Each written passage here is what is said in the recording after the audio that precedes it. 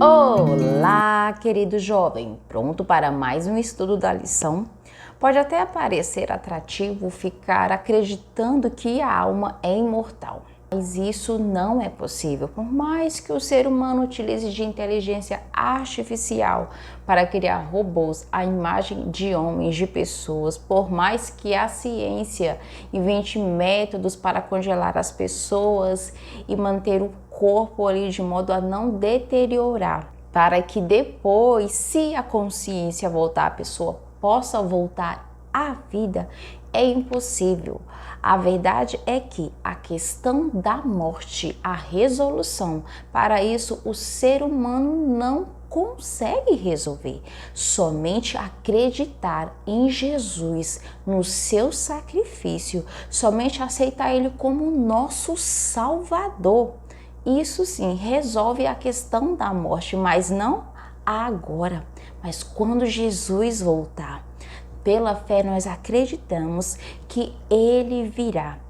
E se estivermos mortos, nós seremos ressuscitados e esse corpo que é corruptível se tornará incorruptível e esse corpo que é mortal se tornará imortal. Pessoas que estarão vivas nessa época, elas serão transformadas e sim, serão imortais, aquelas que estão em Cristo Jesus. Mas tirando Jesus Cristo, não há solução para a morte. Na lição tem algumas passagens para lermos. Vamos ler algumas? As demais vocês leem com bastante tempo e cautela para entender aquilo que Deus quer falar para mim, para você. Eclesiastes 12:7 fala o seguinte: e o pó volte à terra, como era, e o espírito volte a Deus que o deu.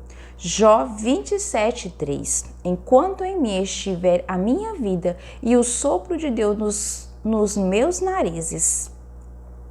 Jó 33:4 o Espírito de Deus me fez e o sopro do Todo-Poderoso me dá a vida. Ezequiel 18:4 eis que todas as almas são minhas, como a alma do Pai, também a alma do Filho é minha. A alma que pecar, essa morrerá. Mateus 16:26 pois que aproveitará o homem se ganhar o mundo inteiro e perder a sua alma?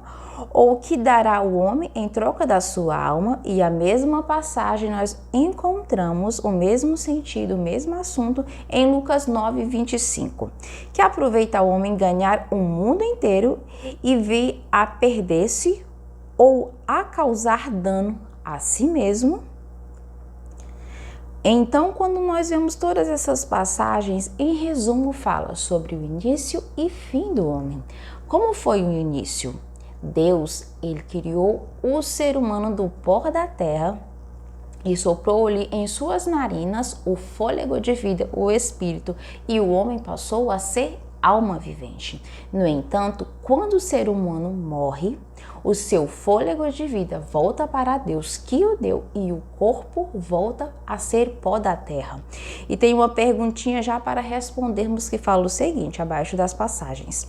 Qual é a relação das passagens com o texto-chave de Gênesis 2, da lição dessa semana? Em resumo, é a formação do ser humano, seu início e fim, como que se dá todo o processo. E a pergunta 2 fala o seguinte: você poderia explicar o conceito de alma vivente para uma pessoa que acredita em vida após a morte ou em reencarnação sem ser ofensivo? Com certeza sim. Como? Mostrando passagens bíblicas que mostram, que abordam claramente sobre este tipo de assunto, como por exemplo, Gênesis capítulo 2, verso 7, Ezequiel capítulo 18, verso 4 e Eclesiastes capítulo 12, verso 7. Eles mostram claramente como acontece com o ser humano, o que ocorre depois da morte, como ele se formou e como ele terminará. Só que nós precisamos fazer isso de modo humilde e muito sábio, sem impormos nada. Porque esse papel de convencimento é do Espírito Santo e não nosso. Vamos orar?